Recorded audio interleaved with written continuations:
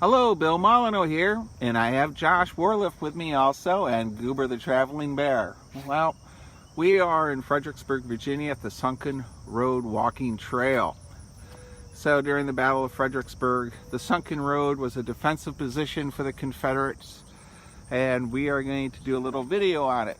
And of course, there's many other videos that are really good, and one specifically is Chris of VA Travels. But I'll do the best that I can for my video channel now. So let's go. Well, here we are at the Sunken Road. And so you are here.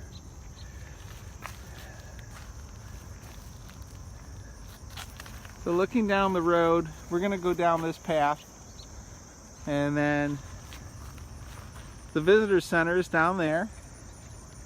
And this road, of course, as you can see in our picture, there's nothing out there. So the Union troops will be coming up this slope, which is a very big slope. And one of the things I've read about and I've seen in documentaries is the Confederates were 3 to 6 men deep, loading their muskets and handing them forward. And so there was a continuous fire coming from this wall. But we're going to go walking further. We'll have Josh do some talking as we get up closer, so you don't have to just always listen to me. And Jack, we'll call you around 10 o'clock this morning. Well, we're just walking along the path here of the Sunken Road, and Josh mentioned this house is pretty slick with this eaves and all. So we'll go up and zap that off a little bit. The Stevens house. Josh, tell us about the Stevens house. The foundation outlined before you marks the wartime home of Edward and Martha Stevens. On December 13, 1862, the house was caught in the vortex of Union attacks against the Sunken Road. Confederate sharpshooters fired from the house's windows and roof. The Union artillery shell that killed General Thomas Cobb passed through the house before exploding. Legend holds that Martha Stevens, unlike most local residents, remained in her house throughout the battle. She purportedly made repeated dangerous trips to her well and tore strips from her own garments to bind the wounds of the fallen. Miss Stevens lived until 1888. She's buried in the plot to your left. The house survived the battle but was destroyed by fire in 1913. Wow. Yep. Well, her grave is right back behind us. And there's a grave. Yep. Wow. Right on the battlefield. Yep. All right. Wow.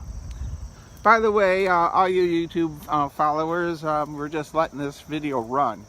So if you get bored, turn the channel.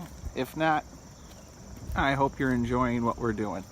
We're going to pause here and get closer to our building. Yep. All right, go ahead, Josh. Tell us about this house. This is the Ennis House. This frame building, known as the Ennis or Ennis House, witnessed the terrible combat that engulfed this spot. Located along the Confederate line of battle, the small structure was ravaged by bullets and shell fragments. Confederate General Lafayette McLaws wrote that the house had no space as large as 2 hands on it that had not been pierced. Although the owner, Martha Stevens, who lived next door, replaced some exterior clapboards, you can still see bullet marks on one of the vertical timbers on the right side of the house. More dramatic is the damage inside. The scars made by dozens of bullets remain as visible today as they were in 1862. All right, well, let's walk around this exciting battlefield area site. Are these some of the bullet holes they were telling us about?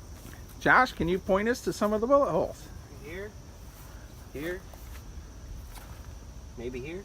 Wow. It's nice to have a helper, having Josh here. I think this might be another one right here in the window frame too. So we can actually look in. Oh yeah, you can see all the bullet holes in the wall in there.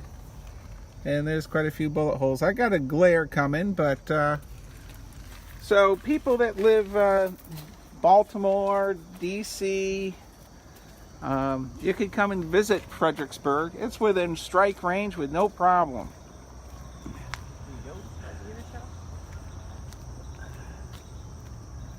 Josh is checking. Is the door open, Josh? No, it is They have not opened it for the public yet. We're awfully early.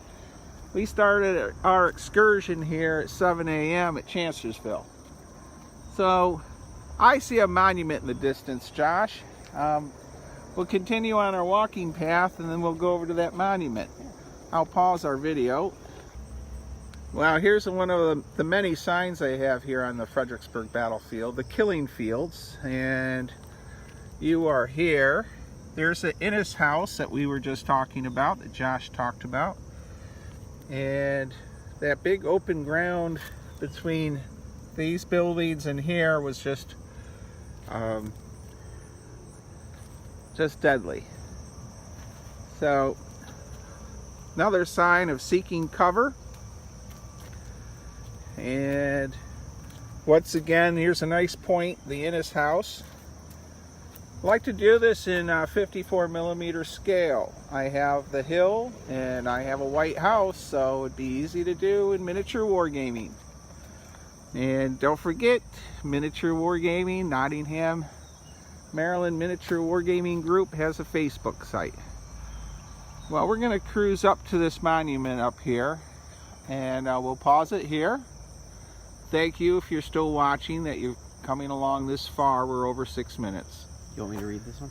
Yep, we're going to have Josh read this one. Go ahead, Josh, take it away. This is plaque says, "The Angel of Marye's Heights." While the Civil War entailed immense destruction and tragedy, it did not always engender hate. For 2 days following the battle, wounded Union soldiers caught between the lines cried out for water. Though exposure to enemy fire, even for a moment, meant almost certain death, Sergeant Richard Kirkland of the 2nd South Carolina Volunteers tried to help. Filling several canteens with water, the young Confederate stepped over the stone wall to care for his wounded enemies. When Union soldiers understood Kirkland's purpose, they ceased firing at him.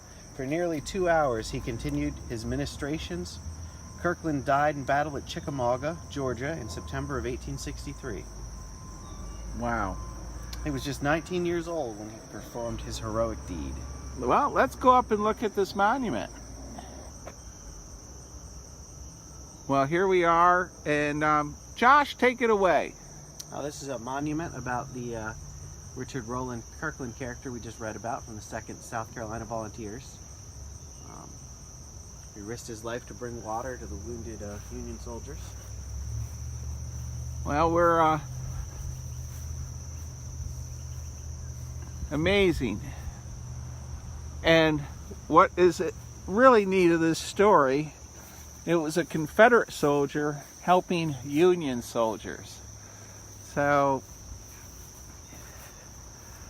we're going to pause the video here, and Do you want me to put Goober up here? yep, we're going to pause and we'll be back in a bit. Well, I think that's it for this video, and thanks for sticking with us, and we're going to go check out Fredericksburg. All Have a right. good day, everybody, and be kind. And Josh did my famous be kind and be courteous and all that good stuff. And a couple more hours, we're going to call Jack in Arizona and bug him.